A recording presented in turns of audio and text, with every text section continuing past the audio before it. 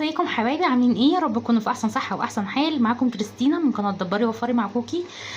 لو اول مره بتشوفيني بتمنى منك انك تشتركي في القناه وتفعلي الجرس على اشعار الكل عشان يوصلك مني كل جديد. فيديو النهارده هيبقى سريع كده، مش هعمل معاكم وصفات ولا حاجه. انا عامله الاكل، تعالوا برضو بوريكم كده عاملين ايه النهارده. غدا بصراحه ما صورتهوش، ما بقيتش حابه اصور زي الاول، ما فيش تفاعل زي الاول، فلايكات بقى كتير عشان خاطر كوكي وترجع تصور من اول وجديد. تعالوا نشوف بس الغدا الاول ونشوف بعد كده الفيديو بتاعنا هنقول ايه النهارده. مبدئيا كده عامله كده رز حبه وحبه، تمام. وهنا كده عامله صينيه بطاطس، حاجه كده صيامي تستاهل بقكم. عامله صينيتين يومين زي ما بقول لكم. مبدئيا كده ابتديت تنظيفات العيد، فما صورتش بصراحه زي ما بقول لكم التفاعل قليل على القناه. فلو حابين اصور اكتبوا لي في التعليقات. انا ابتديتها النهارده، يعني شلت الستاير، نضفت كده شويه حاجات، عايزه التربو برضو عايزه اظبطه، في حاجات كتير وقعوا زي ما انتم شايفين كده. فقلت همسكه بقى اغسله غسله نظيفه في الحمام، وبعد كده انشفه ورصه في الحاجه.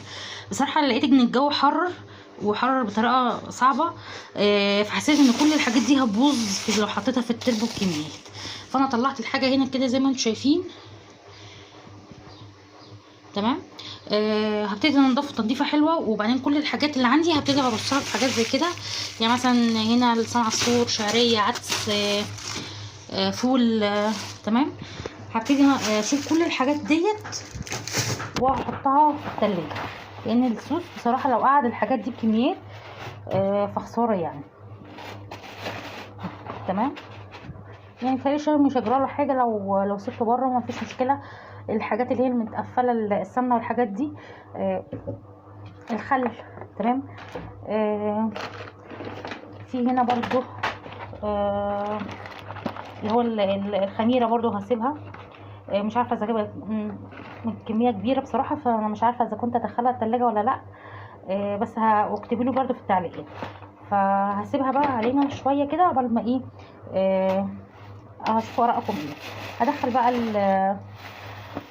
العدس دوت، كنت جايباه مع بعض يعني، بس نص ونص، فهضمكم مع بعض يعني، واحطهم في كيس وابتدي انضف.